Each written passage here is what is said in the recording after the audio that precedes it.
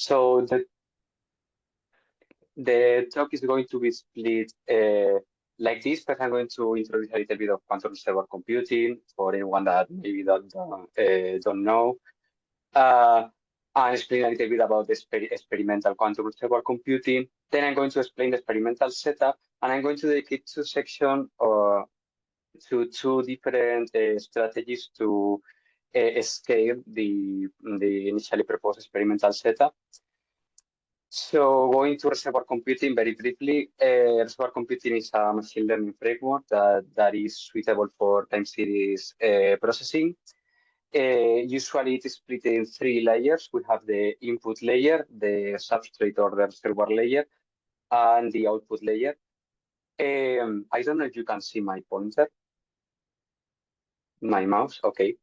So for the input layer, we usually have a time series or a time sequence that we sequentially encode into the degrees of freedom of the reservoir, which is mainly a nonlinear dynamical map that applies both a nonlinear transformation of the inputs, and also is at every time step is a function of the current input stream and also the previous reservoir state. So it has memory from previous steps, and that allows us to implement temporal tasks. For the output, so as we sequentially encode, introduce input information to the reservoir system, we also measure the reservoir degrees of freedom. And for the output, what we have is an output function, which is a linear combination of a certain number of reservoir observables. And the training is mainly done in the weights. So we mainly do a linear regression of the reservoir degrees of freedom to approximate a certain target function for a certain benchmark task that we want to solve. For quantum reservoir computing, we have more or less the same. We have our input stream. We sequentially encode the input stream into, in this case, a quantum physical substrate or a quantum state determined by a density matrix. And also sequentially, we choose a certain set of observables belonging to the Hilbert space, and we measure them. And in the output layer, what we have is a linear combination of the expected values of those observables, which we usually get through averaging among an ensemble of realizations. Some examples of experimental quantum reservoir computing that can be found in the literature can be split into the digital implementation and analog implementation. For example, for digital implementation, we have most of them have been done using IBM quantum computers, in which the input is usually encoded into quantum gates. Furthermore, we also have analog implementation. For example, the most not the most recent one, but the most significant one is this one from last year, in which they build a quantum reservoir computing from a qubit coupled to an optical cavity, in which the input information is encoded into a microwave signal coupled to the cavity. But furthermore, this year, we have had like two very interesting works in which quantum reservoir computing has been implemented into analog or optical platforms. For example, we have this example in discrete variables, in which they have implemented quantum reservoir computing using a quantum memristor, and this one below using continuous variable, which is the one I'm going to explain in this talk. So the experimental setup. The experimental setup looks like this. So mainly here above, we have kind of an schematic representation, and here we have a more representation of the actual experimental devices. The main thing, like the main substrate of the reservoir are frequency pulses, in which we encode. So we sequentially encode. We use them as pulses. We sequentially encode input information through the phase of the fields using an electro-optical modulator. So sequentially, we generate an optical pulse, and we change the global phase of the PAM fields using this programmable device. And then we use the PAM field, the PAM pulse, to generate using parametric down conversion to generate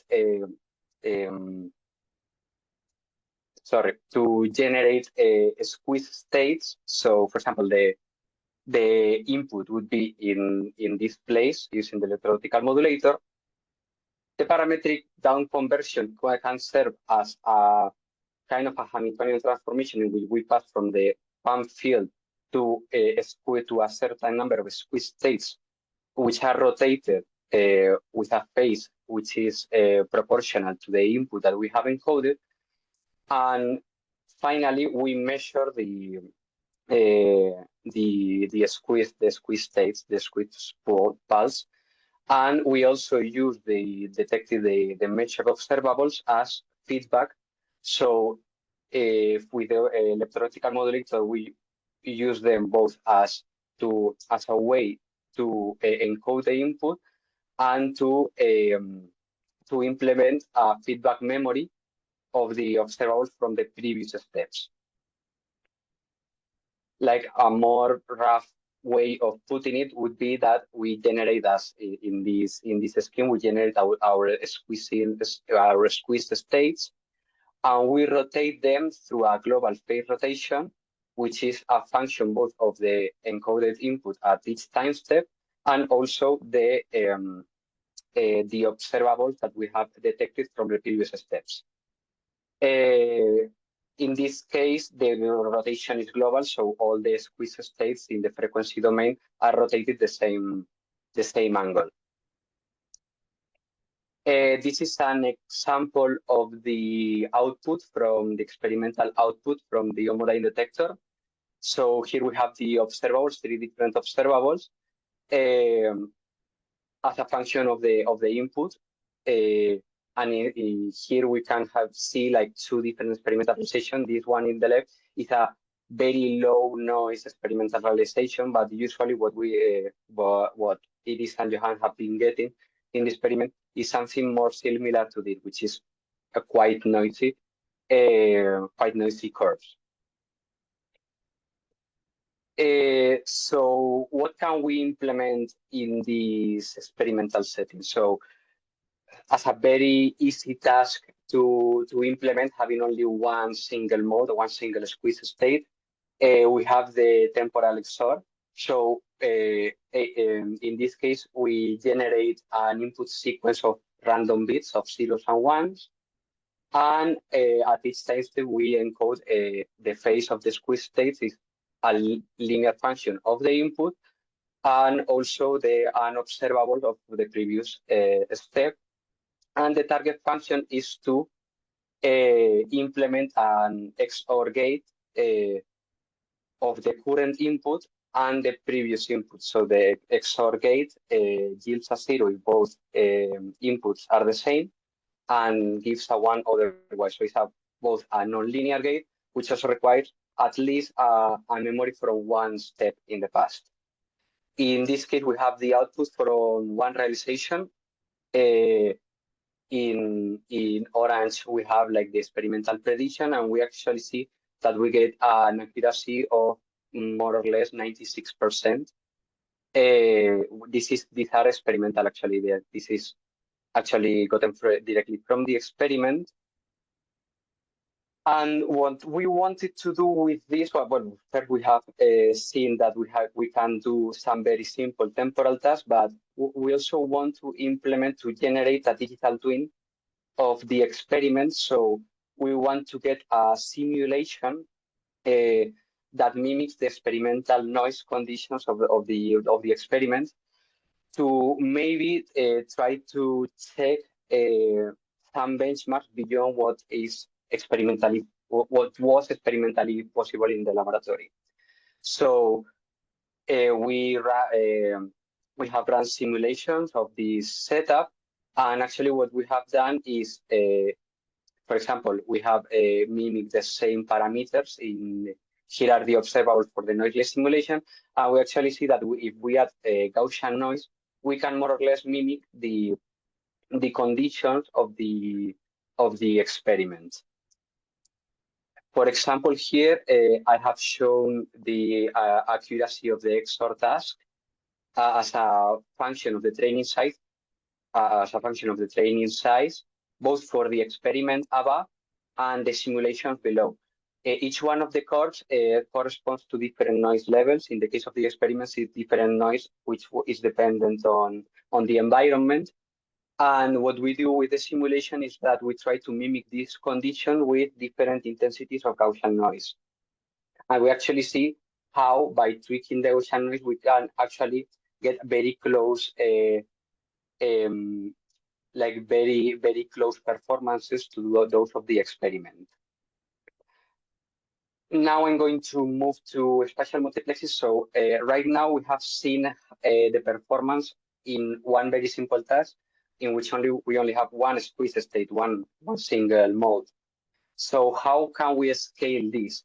The main problem with the one problem of this setting is that the phase we are encoding is global. So all the squeeze states are more or less equivalent.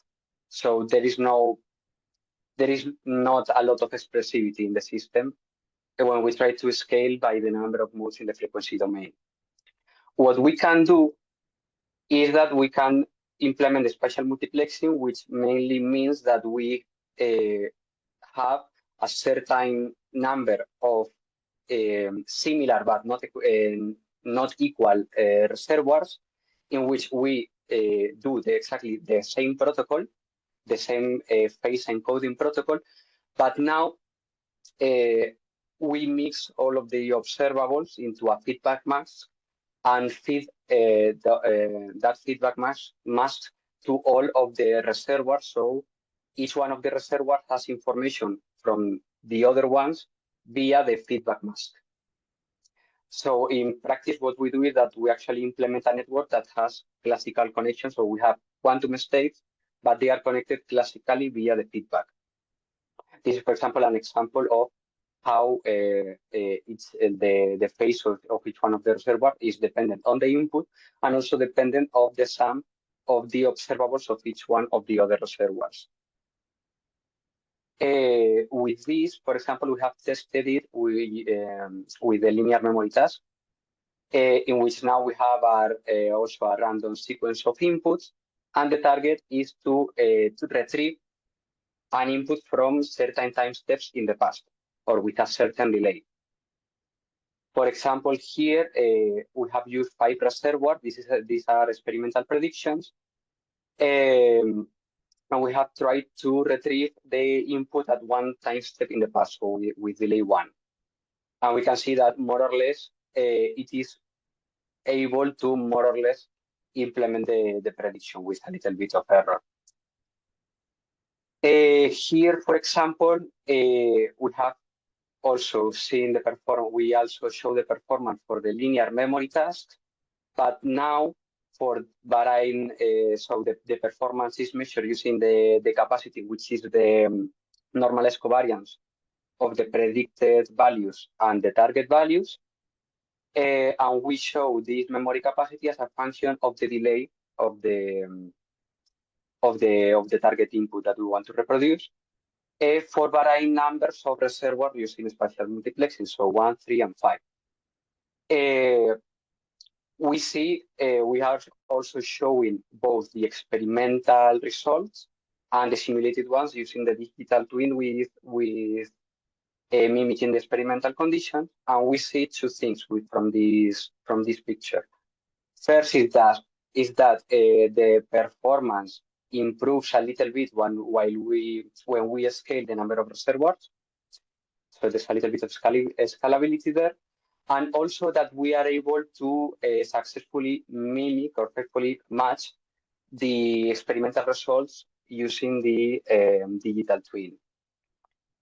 This is actually very important, but because now that we know that we can successfully like mimic these experimental conditions, we can use the digital twin to test this setup for like a higher number of reservoirs that maybe wouldn't be available experimentally at the moment. For example, we show here a much more complex task. This is simulated, but we have implemented the digital twin in the experiment, mimicking the experimental condition, trying to predict the double scroll attractor. So we are trying to forecast or to predict like three coupled chaotic signals using, in this case, as I said, the digital twin with 15 reservoirs, which wouldn't be at the moment implementable experimentally. And we can see that it's faithfully more or less, given that there's a lot of noise, the system can reproduce or can predict with a little bit of error the chaotic signals. And lastly, I'm going to move further now. I have explained the one strategy to scale the system, but we ended up with classical correlation. So can we scale the system using a quantum network, using quantum correlation? The answer is yes, and for that we have have proposed also like an upgrade to the experimental setup. In this case, instead of adding a global phase shift using an electro-optical modulator, we do a PAM spectral shaping that consists of, instead of rotating the whole PAM field globally, all the frequencies having the same phase, we can actually rotate in an inhomogeneous way the PAM field depending on the frequency. So for each different frequency beam, we can have a different phase shift.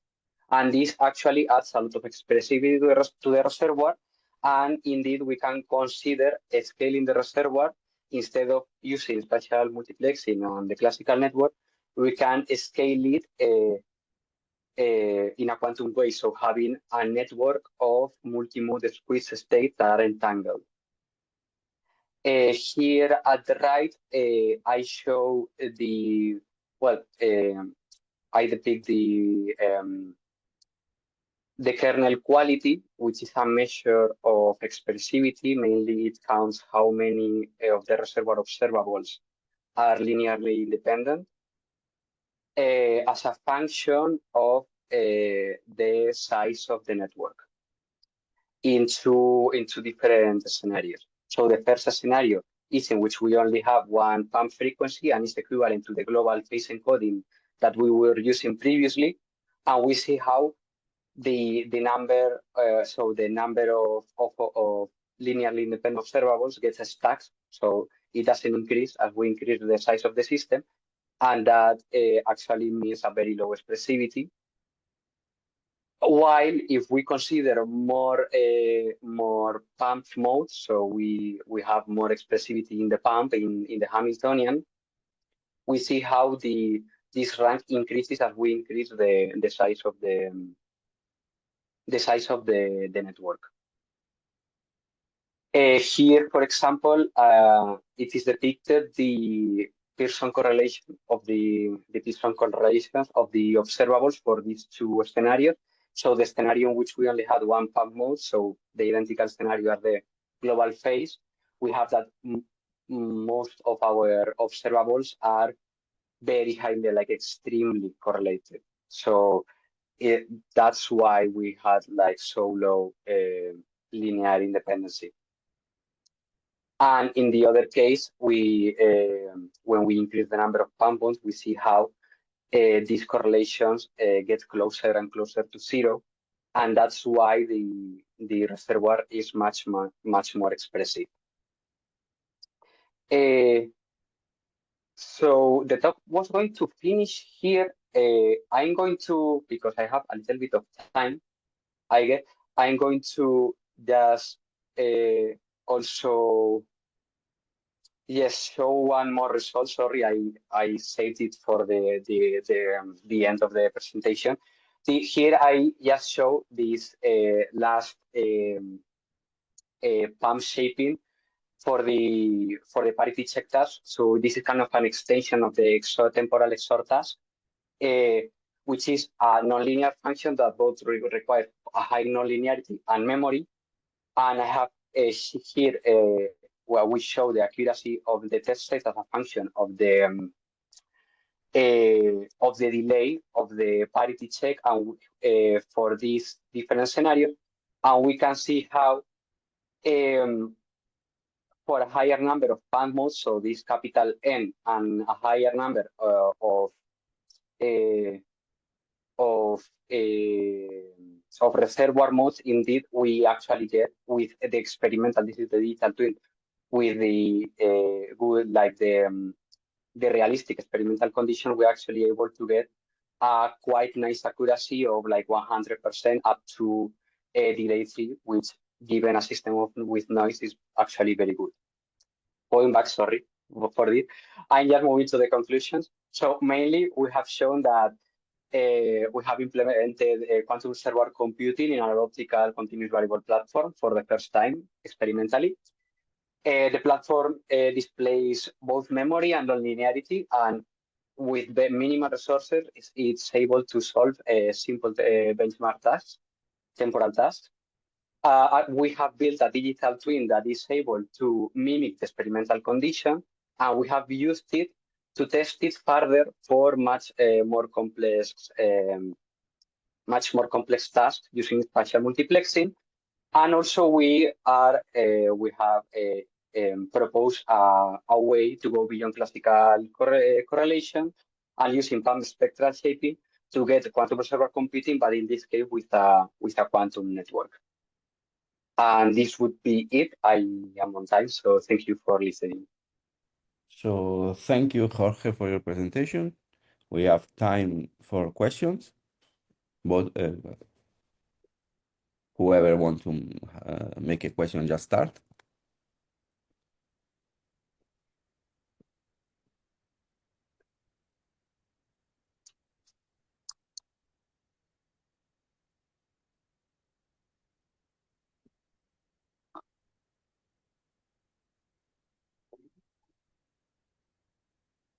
Any question? Sorry, Jorge, can you hear me? Yes.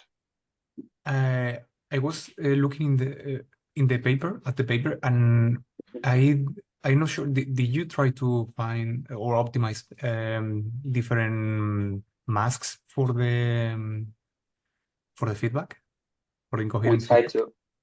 to. Actually, what we did for the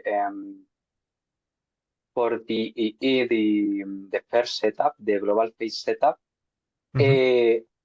actually what we found, we generate the mask randomly, but we find a way to we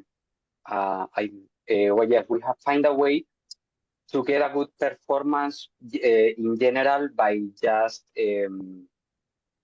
like there are some conditions that the mask has to fulfill to get the fading memory and the acoustic property. And generally, what we have found is that this, in general, is the better that the platform performs. I don't know if we can go further in that way, but usually what we do is we generate them randomly. And in the spatial multiplexing. So sorry, for the first case, so you just check that you have the ESP or FMP, and then you have seen that in general that's good enough for the performance. Yes, or at least we haven't found a way to get a better performance. So you didn't like with engineer masks. Okay. Yes. And it's more or less like this is more or less the same as the pump spectral shaping, but this is a little bit more complicated because actually there's a very difficult way to in this case, using this pump spectral shaping, it's much more difficult to find an analytical expression that of the mask that fulfills the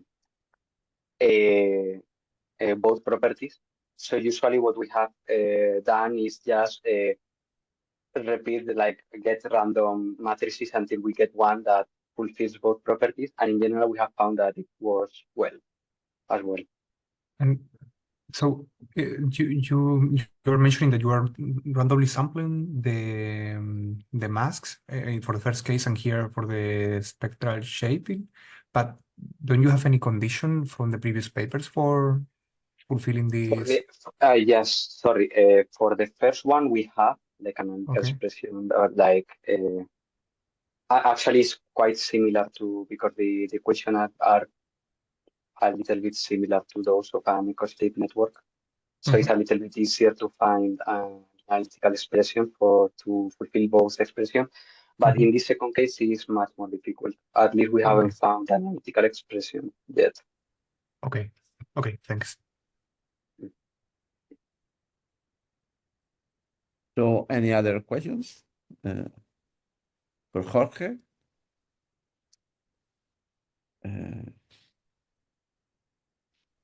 Well, if there are no further questions, we can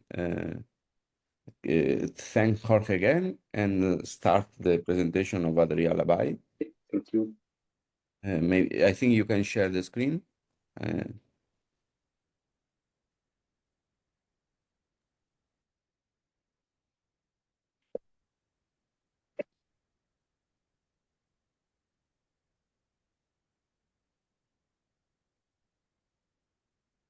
Hello, can you hear me?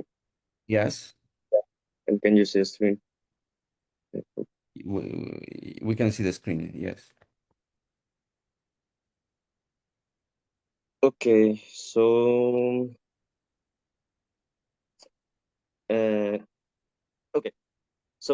what I will talk today is about the work that I did during my stay in Lausanne, in Switzerland, with a group of Vincenzo Savona and Fabrizio Minganti. And there, basically, we worked on an extension of a previous work by those authors, where they proposed a new method to encode a qubit using superconducting circuits. And this previous work, for reference, is this a critical Schrödinger cat qubit, and that I will also explain a bit later. And essentially here, the idea is that how can we improve the lifetime of a qubit stored in these superconducting platforms? And for this, you need some kind of error correction protocols. The most simple error correction protocols is the typical 3-qubit code, where you store a logical qubit into 3 physical qubits, and you call your logical qubit 1 is when the state of the other 3 qubits is 1. And if an error occurs in one of the qubits, so that, for instance, this 0 flips into a 1, and now your error state becomes this one, you can measure the state of these 3 individual qubits and proceed to correct it and bring back the state. This is the most simple error correction protocol that you can think of. So now, in superconducting circuits have been proposed because instead of encoding logical qubits into with multiple physical systems, superconducting circuits have the advantage that you can store, and in superconducting circuits, and in particular, bosonic quantum codes have the special characteristic that you can encode this redundancy of information into a large Hilbert space. And so the main idea here is that there are 2 kinds of errors in these platforms. One is the phasing, which produces bit flips. Again, bit flips is just the process of going from 0 to a 1. And then there are the phase flips, where the phase flip error is that where you go from a state in a positive superposition to a state in a negative superposition. So And these two errors are called the phase, again, bit flip and phase flip, and are produced by dephasing or photon loss. So, yeah. Now, when do these errors occur? Phase flips occur typically because the system loses energy onto the environment. Again, instead, the phasing occurs because you couple many non-linear elements that you are using to store the qubit. And due to the combination of these two errors, it is not possible to store quantum information with just one logical qubit. You need to do strategies like a surface code, where you have, for instance, this surface where you have the data qubits in this in yellow, and you have your measurement qubits, which allow you to detect phase flip and bit flips. Again, this is a possible strategy to perform an error correction protocol. The advantage of the bosonic quantum codes is that the storage of quantum information is done using coherent states, which are separated from each other. And if this will be your phase space of your system, you would call this state alpha your 0, and this state minus alpha your 1. Sorry.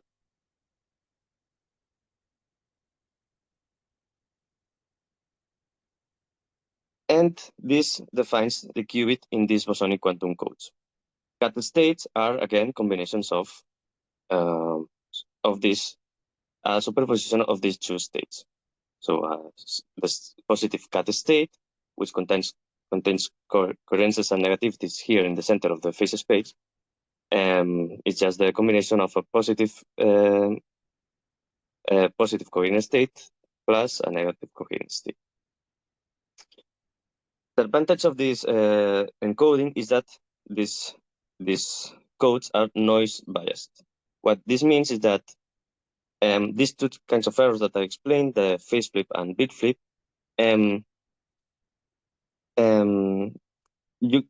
you only need to correct one of them, because bit flips, that is the process of going from here to the other state and vice versa, is automatically suppressed due to this separation in phase space. The more separated these states are, the more protection you get. The problem of this is that the more you separate these states, the larger is the increase in the phase flip error rate. So you gain protection against bit flips, but you lose protection against phase flips. Still, the advantage is that instead of having this kind of 2D structures, you can have a 1D structure, where these qubits now store your information, and these other qubits are used to measure errors. So for instance, in this case, you would have, like, your code will be similar to the 3-qubit code. You will have a code that you made of 5 qubits, and this will be your logical 0, and similarly for the logical 1. If there is an error in one of them, a bit flip, this will go to 1, and then this other qubit that measures the errors will detect it, and hopefully you will be able to correct this mistake. There have been experiments of this kind, in particular from this paper, and what they found is that using this strategy, the optimal point to store, to have the largest lifetime of your qubit is at a very small mean photon number of the qubits. As I recall, having a small mean photon number means that the phase flip is not very common, but bit flips you don't protect from bit flips. So there is this trade-off. For small mean photon numbers, there are large bit flips because the two coherent states are very close to each other. So there will be here and here. So it is very easy to jump from one to the other. And for large mean photon numbers of these coherent states, you have a large phase flip. So what can we do? The goal of this work is to see what can we do in this when we have large bit flips, which is related to the presence of large dephasing. So before going ahead, let me explain a bit the concept of the superconducting circuits and then introduce the model. The idea is to use a transmon. A transmon is a superconducting circuit which is inspired. You can think of this element as a linear oscillator made of a capacitor and an inductance. The Hamiltonian of this very simple circuit is just that of a simple harmonic oscillator. Now, if one replaces this inductance by a Josephson junction, this creates a different Hamiltonian where you have this nonlinear term, the cosine of the flux. This is very important because now doing a very a transformation where you express this flux as a annihilation and creation operators, you obtain an expansion that's of this kind, where you have a term that is linear in the mean photon number, you have a second term which is usually called the Kerr, and you have more and more terms, cubic to the fourth, to the fifth power, etc. And typically, as you keep expanding, these terms, this case, are smaller and smaller, and so it is commonly they are commonly neglected, and most of the papers work with only these two terms, mean photon number and Kerr. Our model here instead, we will take into account this third term, and we will see why. So the complete master equation of our model is this one, where we have again photon number, Kerr, and this extra nonlinear element. Here it is important to say that this design of these terms changes. So we start from a term that is positive, we go to a term that is negative, so this K2 is negative, then this K3 is positive, and so on and so forth. And this is a consequence of the expansion of the cosine. Then to this Hamiltonian we add a driving, two photon driving, and we have some dissipation in this superconducting cavity. One is the single photon dissipation responsible of the photon loss and the phase flip. So this produces the errors, positive superposition to negative superposition. Then we have a two photon loss rate, which comes together with the two photon driving, and we have finally the term of dephasing, which produces the errors, the bit flip errors, so 1 to 0.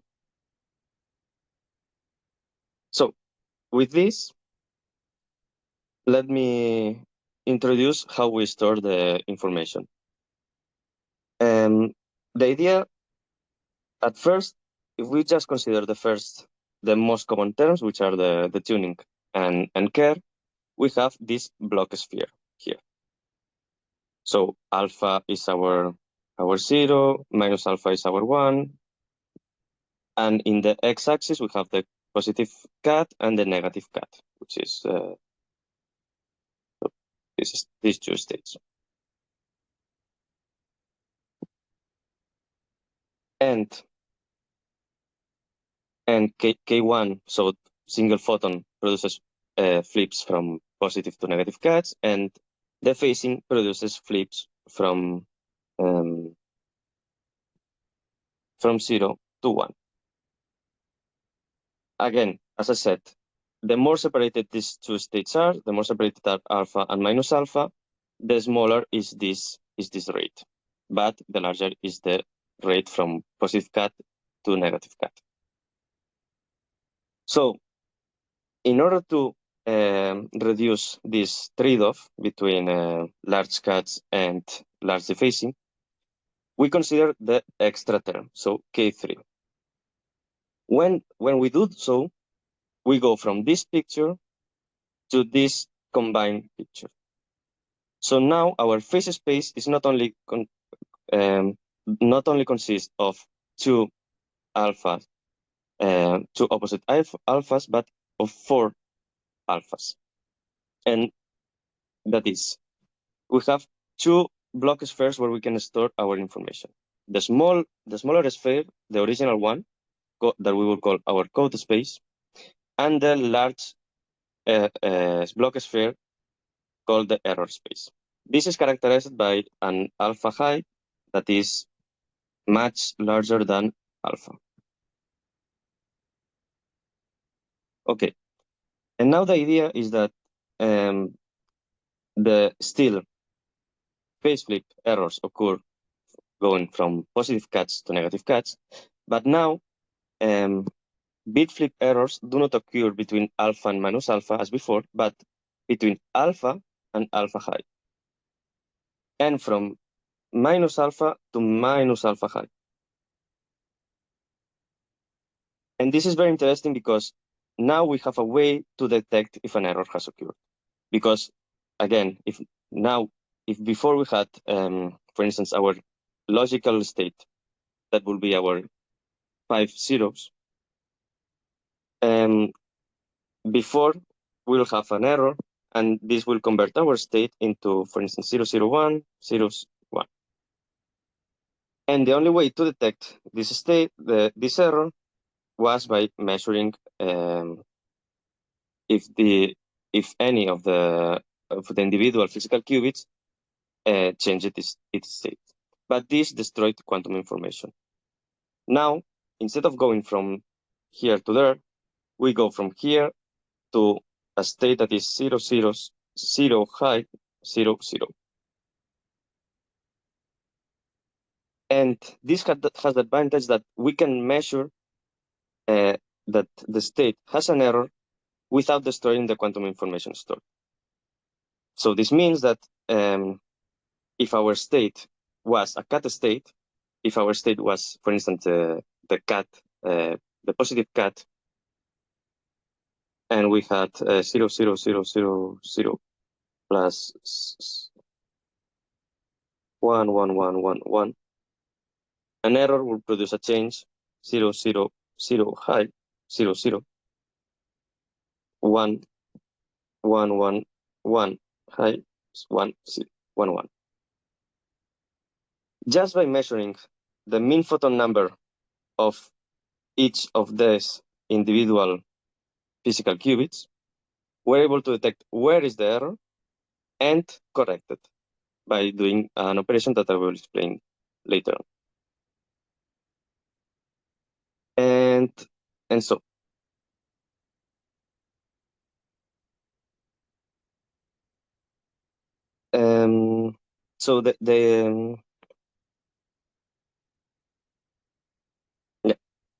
so let me explain a bit how some results of this work.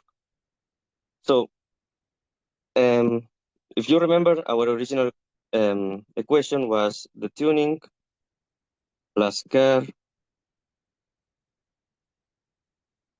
and we have some dissipators which were of the form A square, and A dagger A.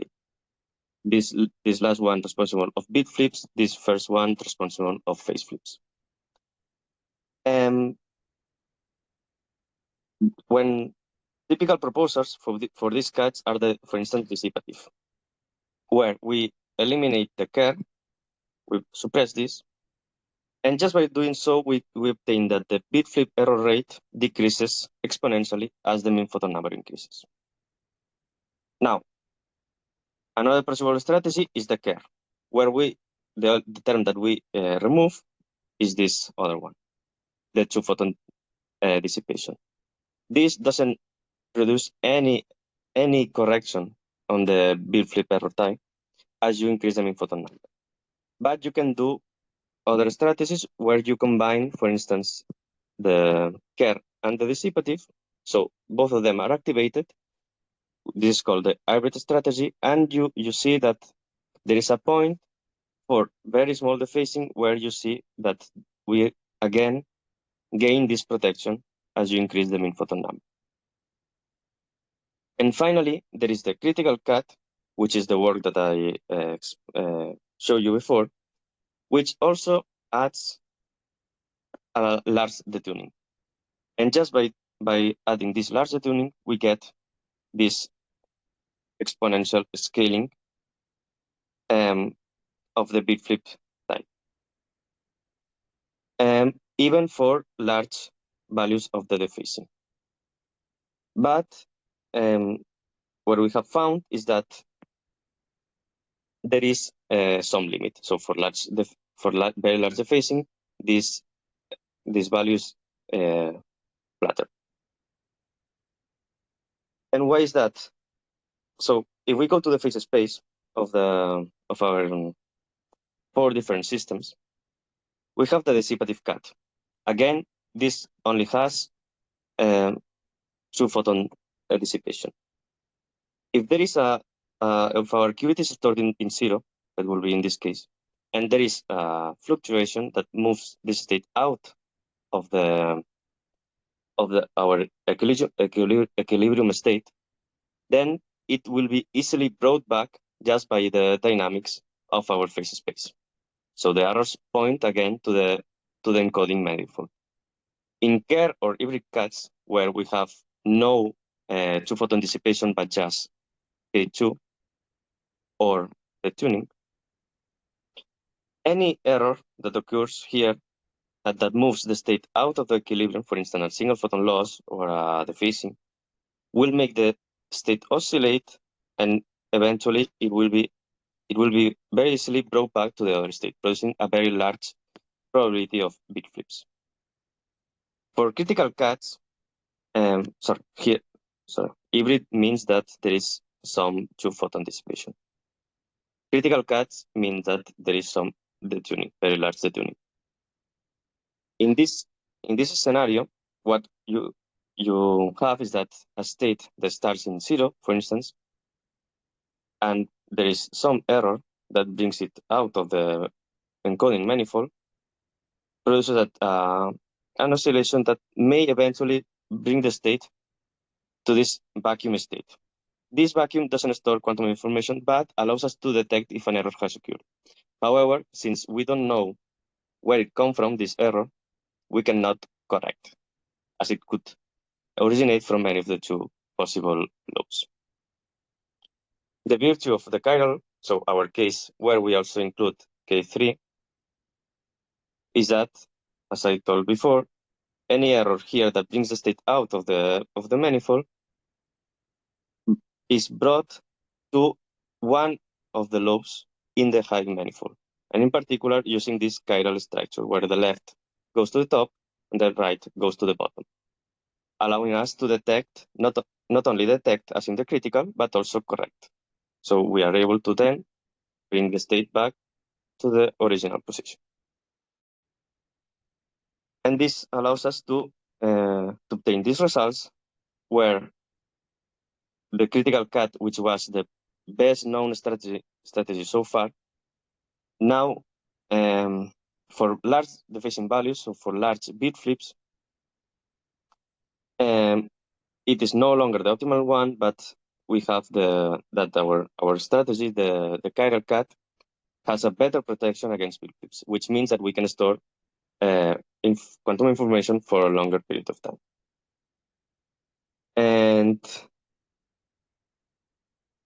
And this will be one of the results. And the other, another very important one is the implementation of a concatenation code. So as I explained before, you still need to correct for phase flips, and you do so by using this strategy of putting some cats, some qubits that detect errors, and using a repetition code like this. You have the cat, then Silas that measure the phase flips on these cats. But before, the previous proposals only measure the parity, so we're only capable of correcting phase flips. Now we can also measure the mean photon number, so that we are able to detect if our state is in the high or the small manifold. So we are with just the same number of ancillas and same number of qubits as before, we can measure bit flips and phase flips. And this is the example of a trajectory. Here we start with a positive cat, so 0 + 1 in the code space, so in the small manifold. As the time evolves, there is some error, which produces a change in the bit flip. So here the state has gone to the 0 high, 1 high. There's a small change in the parity because this jump here may be a consequence of may produce also parity changes, but you can detect this error and bring it back to our code space. And similarly, because there's been an error here, you know that there may have been a phase flip, and you can bring back the state to the original parity.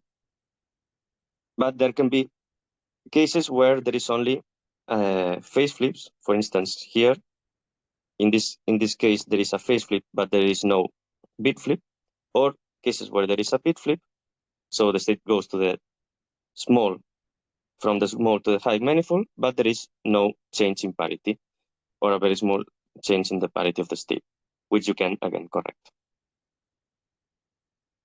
So you can preserve this quantum information for long periods of time by using the same number of physical qubits.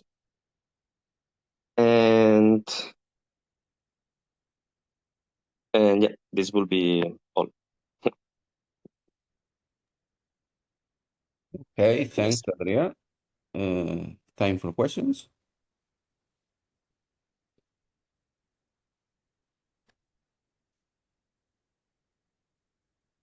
Any Adri, question? I have a question. Adri, Yes. maybe it's a very naive question, but I don't have an intuition about the master equation. What happens if you keep taking higher order terms?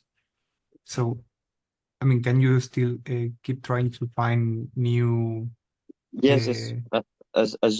If you add the fourth order, you would get these two, these two, these two. Every time the state will be more squeezed or bananized, and with the fifth order. But is it good, that situation, or? No. Okay. No, because then you will have more errors, more sources of errors. So K3 is like the optimal situation. In this case, yes. Yeah, because you only have but even with K3, you have different regimes, because with just K3, you have 3 regimes of metastability. Mm-hmm. So this will be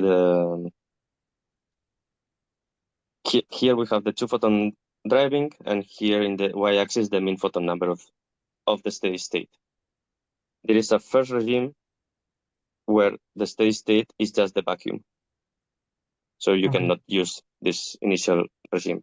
You have a second regime where you have, in fact, what you will find in the critical cut, that is a B-stability between the vacuum and the 2 lobes where you can store quantum information. Mm-hmm. And you have a third regime where you have this other B-stability, where you have the 2 lobes and the other 2 lobes. and the vacuum doesn't exist. Okay.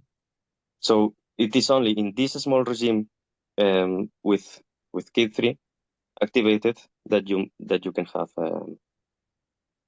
your optimal correction.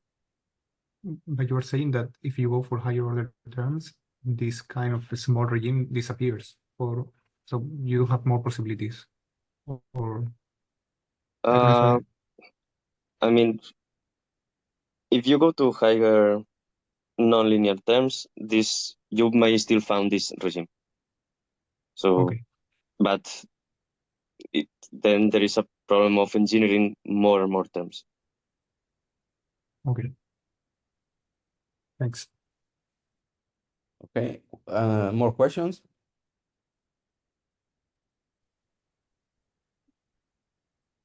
Maybe Adrian, you can comment. We were speaking about the possibility of scaling this kind of platform with many modes. If you here you have more qubits, having interaction between different of these bosonic modes can be helpful, or it would be an obstacle. No, in fact, the interaction is an obstacle, as they found in this paper by Amazon. So the more qubits you have, the more dephasing, global dephasing that you have. And I don't know how is the effect in the master equation for the bosonic part. Which are the kind of couplings that appear there? It's like are coherent, incoherent. So in the Hamiltonian, there will be terms like and or if I recall, no, or Kerr-like terms. So okay, I don't remember exactly, but in terms of this kind. Coherent terms, not collective dissipation terms. No.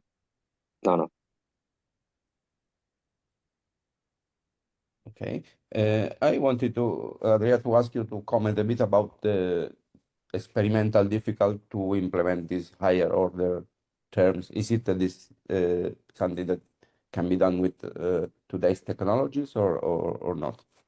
Yeah. In fact, they have done some experiments in the company of Alex and Bob, where they say this behavior.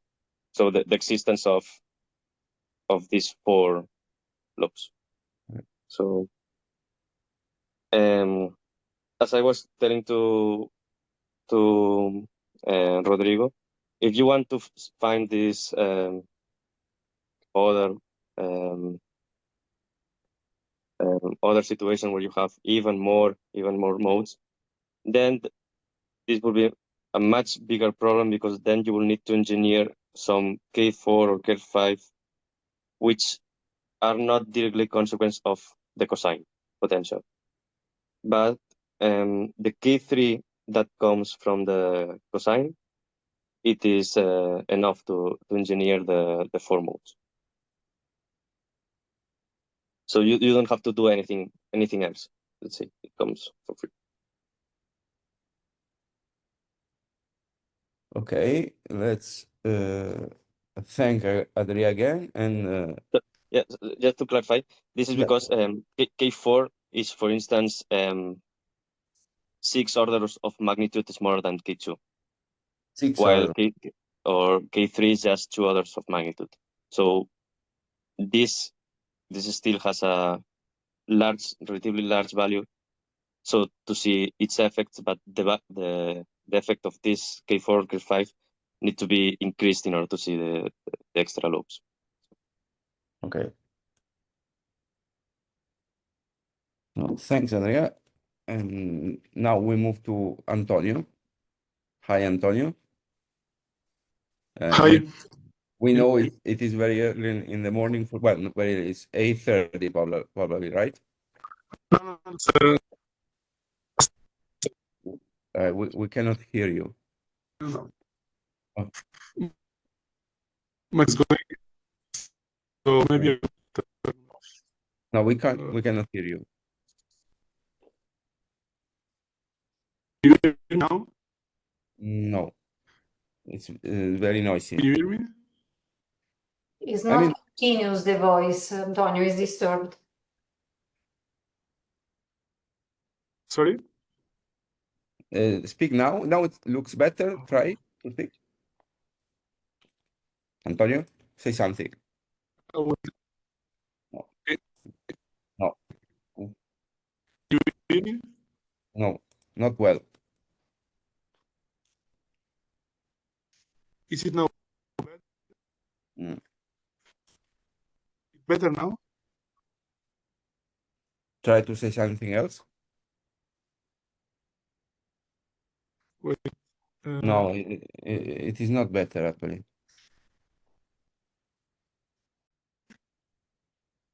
Can you see? Can you see the screen? Not yet, but maybe it will appear in a while. Okay, but can you hear me better now? Yes. Yeah. Now we see this also the Okay, screen. okay. Oh, okay, nice. Okay, so we start. Yeah. Okay, the idea of this talk is more or less show some of the recent results that we did about memory scalability in quantum server computing. Okay, that's just a slide to explain what server computing is, but maybe it's not so necessary. We try to go fast. So we know that it's an algorithm to process time series. We have some inputs value that come from a time series that we want to analyze. Then we have a dynamical system that evolves according to these time series values.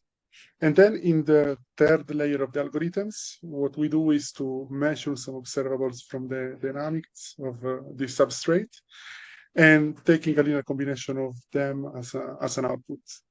The algorithm works optimizing these linear weights in order to solve the particular task of interest. And the advantage is that this training is just a linear regression, so we can avoid typical problem of recurrent neural networks, such as vanishing gradient. And also, we can use the same substrate to solve different tasks. So we have this multitasking property that is also, I mean, a good point of reservoir computing. And in our case, we're interested in having the substrate as a quantum system. And I will start just showing the first proposal of quantum server computing. And we will also study after the scalability of this proposal. Okay, so in the very first proposal of the literature, the first quantum server computing model is a transverse field IC model. And the procedure in which the input is encoding in this IC model is preparing the state of one of the spin according to a monodimensional input. So one of the spins of the network is prepared according to this state here. I don't know if you can see my point. You see? I mean, can you hear me? Move it. I don't know. Can you see? Now we are not seeing it. Okay. Let me try to. It is very Okay, small, can you it's hear me just a point. And now Now we it's see. Okay. Yeah. No. Okay. And I mean, can you hear me well, right? Just to have a confirmation. Yeah. Okay. So the input is prepared according to this superposition. K is a value between 0 and 1, and this is the value of the series that we want to analyze. And this input injection can be this operation, where importantly this partial trace is a unitary operation that I will emphasize after, that is something necessary for quantum server computing. Well, then after injecting the input according to this rule, the reservoir evolves accordingly to its unitary evolution defined from the Hamiltonian. And then we take a linear combination of previously chosen observables in order to make an output for each of the input that we inject. Some of the reason of doing this quantum is that the number of degrees of freedom of this reservoir increase exponentially, but we have to be careful on how many degrees of freedom we can effectively extract. And we can propose, I mean, one of the good things is that due to the fact that we don't have to train this Hamiltonian, we can adapt this procedure to different experimental platforms. And also another possibility can be to analyze quantum data. We can put in this reservoir states coming from a physical process, and we can analyze them without the need of a full tomography. So what we will study now is which are the resources needed to make expectation values here. Now we don't hear you Okay, very yeah. well. Now No? I don't know. Try again. Can you hear me now? Oof, so.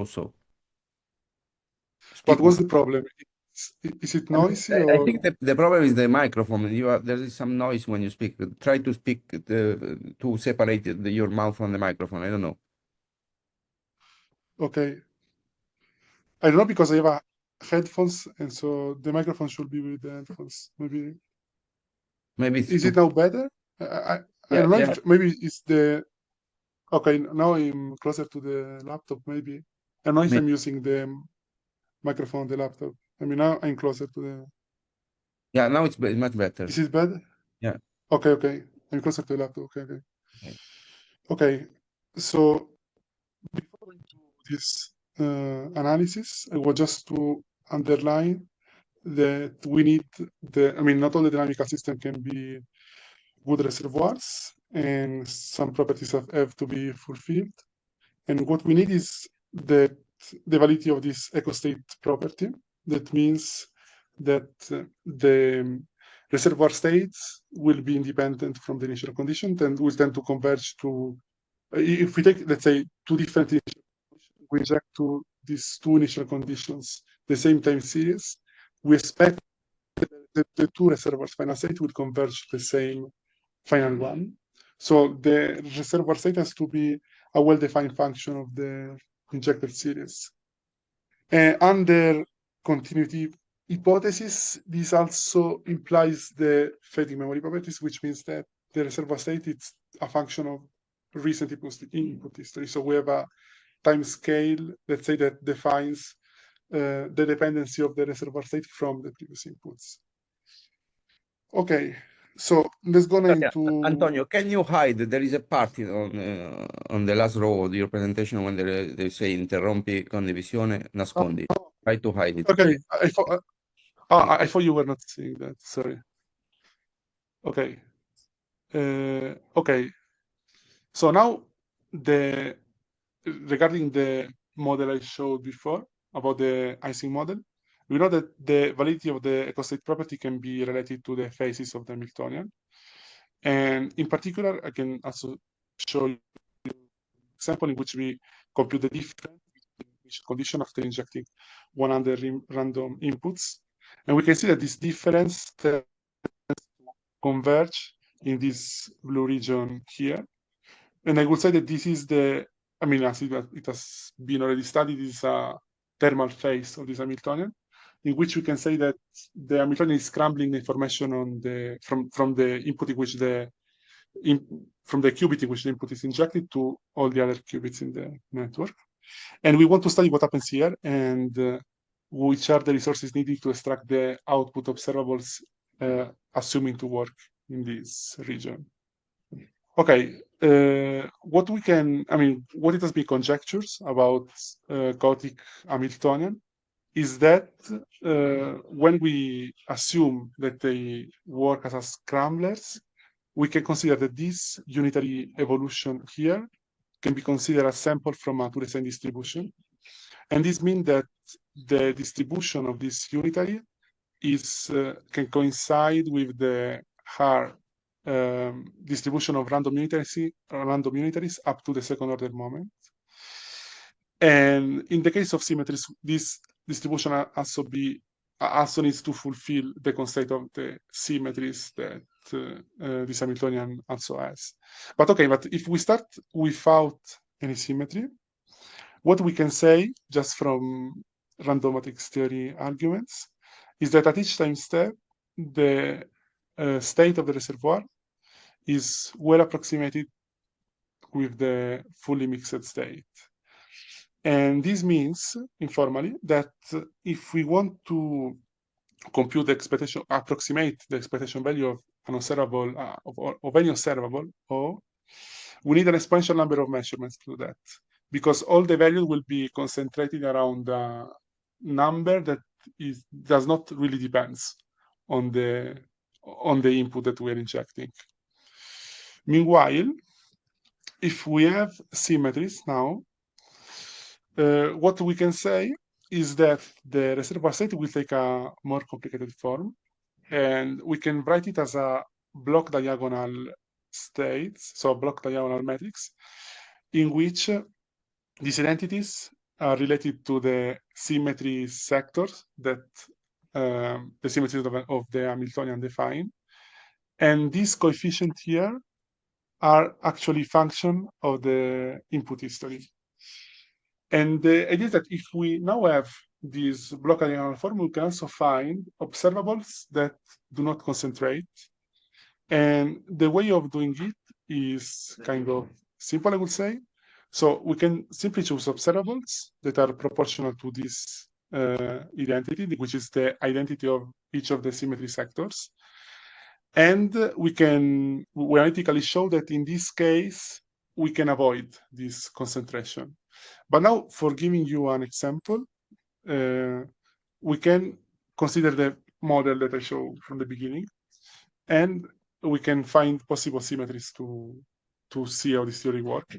And in particular, what we know is that in the ergodic phase, a good approximation of the Hamiltonian is this one. And we can say that these sigma Z matrices here are, let's say, approximate symmetries of the Hamiltonian. Meanwhile, if I take, for example, sigma X, we don't have this property. And let's see what happens in observing the dynamics of these observables. What we can see here is that if I take the expectation value of local polymetrics that are sigma E and sigma X, I can see that they are concentrated around 0. So they try to oscillate, but very close to this 0 value. Meanwhile, if I take sigma Z, I can see oscillation that can be well distinguished. And in order to quantify how this thing scale, we computed the variance of these oscillations here. And what we can say is that for this Y and X case, this oscillation tends to exponentially decrease. This is a logarithmic scale plot as the number of qubits. Meanwhile, this Z here tends to stay at the same order of magnitudes. And it means that the measurements that we need to estimate these Z observables do not, let's say, can be considered, let's say, as constant as the number of qubit scale. Meanwhile, estimating these other two observables requires an exponentially larger number of resources. And this means that we cannot properly scale the algorithm. Because in order to make our reservoir computing algorithm working, we need an exponentially large number of measurements. So we can, let's say, lose the possible advantages that we expect on having, let's say, an exponentially large number of degrees of freedom. Now, before going to the non-Markovianity case, maybe it's a moment for, I don't know, question about this part. I don't know. I have a question. Antonio, Yes. I remember Yes. that I think I sent you an email about this part about the behavior of the Hamiltonian when you have this limit. And when I read the paper, I was wondering, so when you have the symmetry, Yes. so you can exploit the sigma Z operators. Yes. But I am afraid that maybe there is no a polynomial number of them. So because of the No. state thermalization hypothesis, in principle, they will collapse to the same value when you increase the number of. It So- is. So, Actually, it is. Yeah. so can one argue that with this strategy of using symmetries to avoid exponential concentration is still useful for reservoir computing? Because at the end, maybe you don't have even a polynomial number of observables to do reservoir computing. I mean, that's true, actually. But I mean, here the idea is just to show how the theory applies to, let's say, to a practical case. Okay. But here you can also see that these different sigma z are. I mean, I took actually here 2 different spins, and you can see that these green and yellow points are very close to each other. Mhm.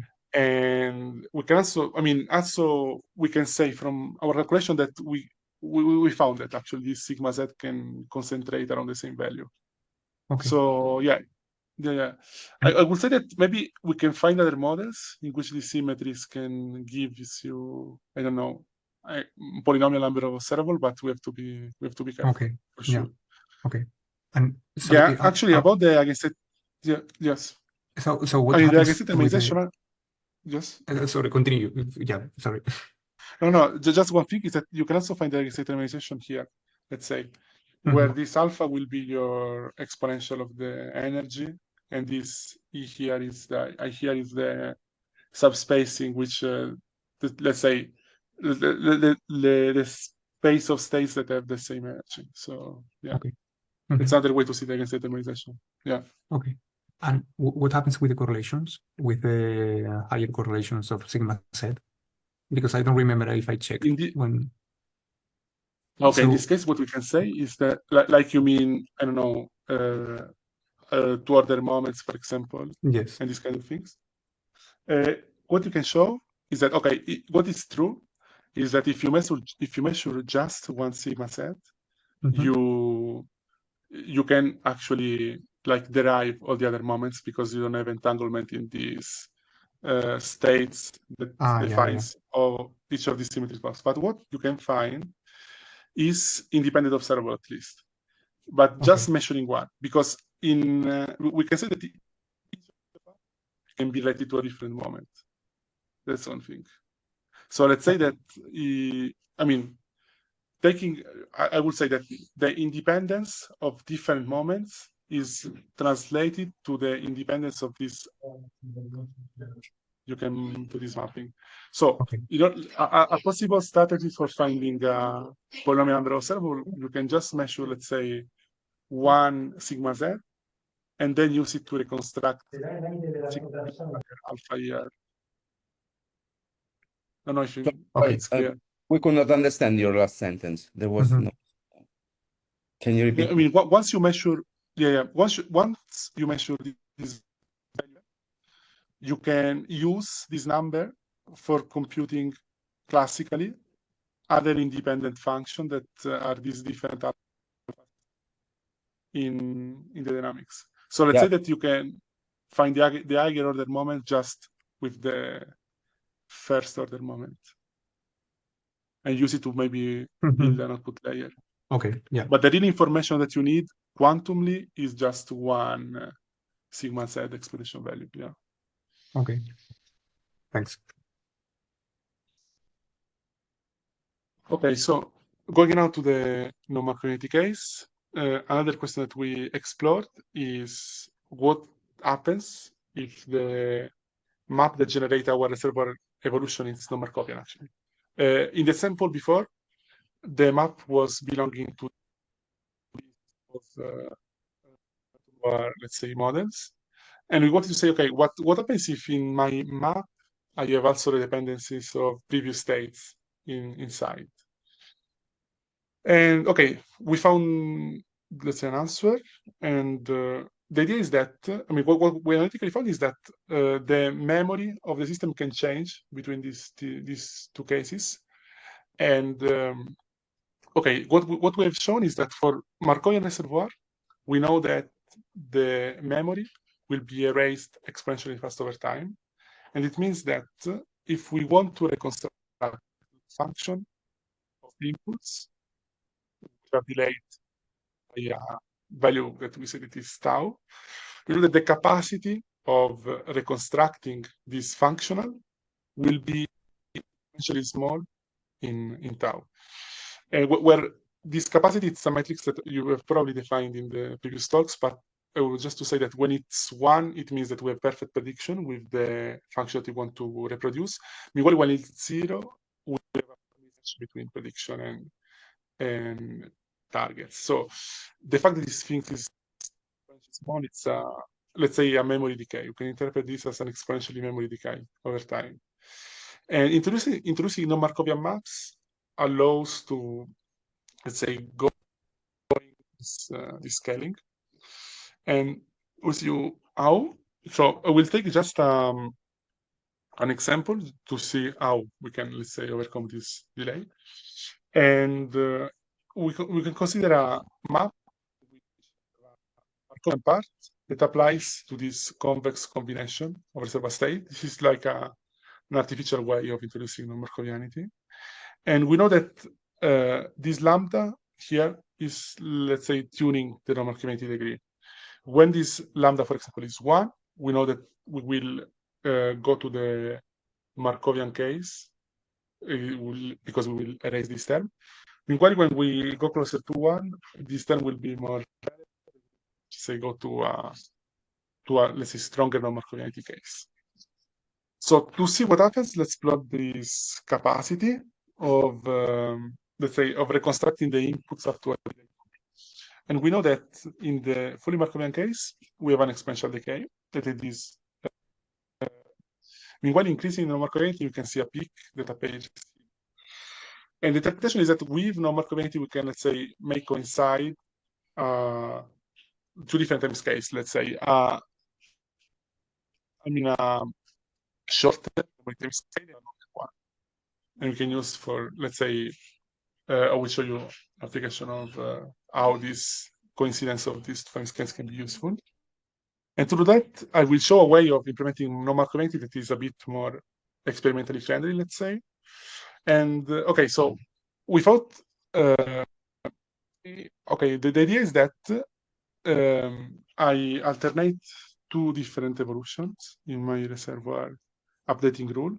One is a Markovian one, to give you the details, but what I really want to say to you is how we blend the Markovianity. And the idea is associate to each of the qubit of my model ancillary ones, and we implement 2 operations. One is the between the qubit of my system and this ancillary one, and then I apply a depolarizing channel to these ancillary qubits. And the role of this depolarizing channel is to tune the non-Markovianity. So increasing the strength of this depolarizing channel also gives to this, let's say, external environment on your previous reservoir state. And what we find is that this the dependency on the non-Markovianity can actually be used for predicting time series. So varying this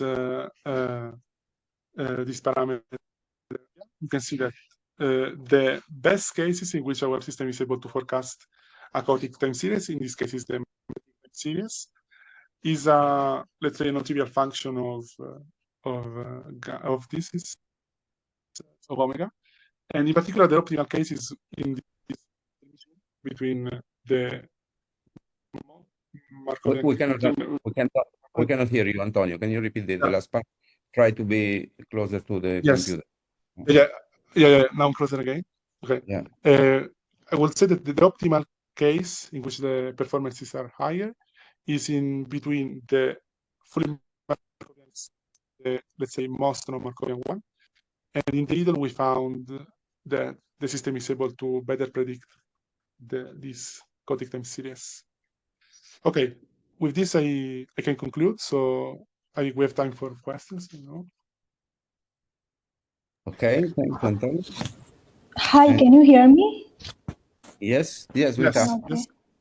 Antonio, I have a question about the last work, but my microphone was not working. So can I ask you now? Yes.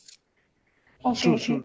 So this exponential concentration, it arises only from the 2 design of the unitary, or the dissipative map. I mean, this particular dissipative map is also responsible, because you are saying that the state becomes maximally mixed, something like that, right?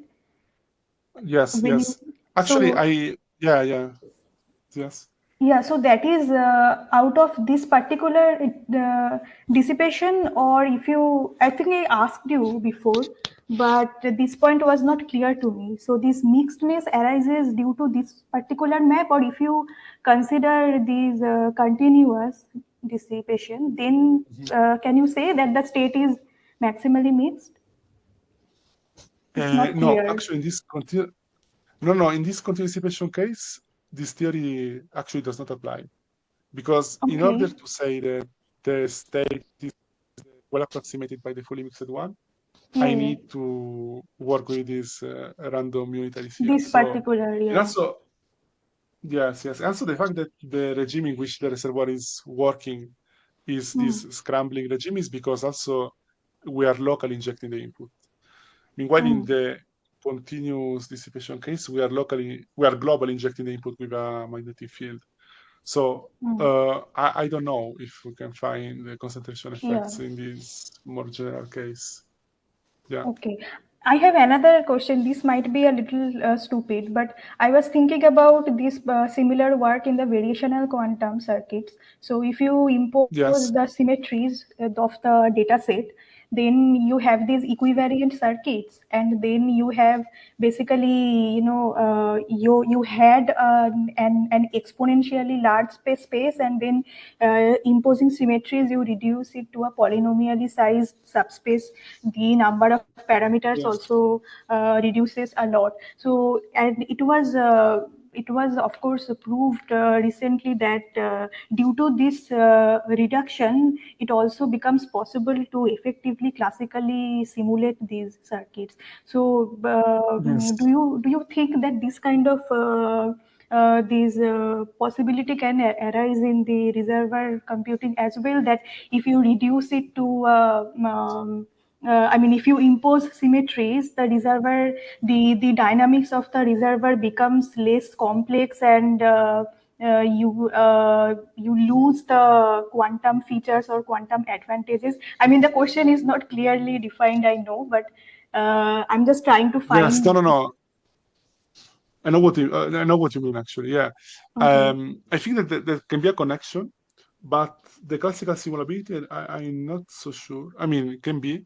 The way in which maybe I can say that maybe we can go beyond classical simulability is that maybe we can find, let's say, quantum task in which, let's say, I increase the dimension of this state here. And then it is true that then when I want to analyze it, I need to, let's say, measuring symmetry of, let's say, a bigger dynamics.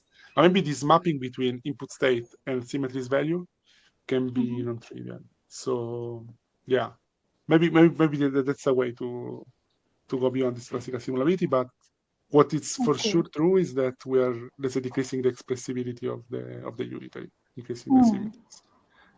I mean, like it happens in the variation algorithms. Okay. Yeah, but maybe I still think that there can be some tasks in which there is no classical simulability, and maybe you can find something interesting. Yeah, even in this symmetry case. Yeah. Thank you very much. Thank you to you. Other questions? Any other question for Antonio?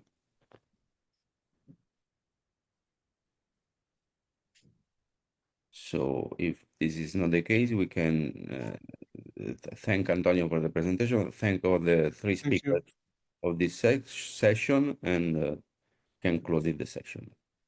Okay, thanks. Ciao, Antonio. Thank you. Ciao. Ciao. Ciao. I cannot show me because I'm in a Don't worry. place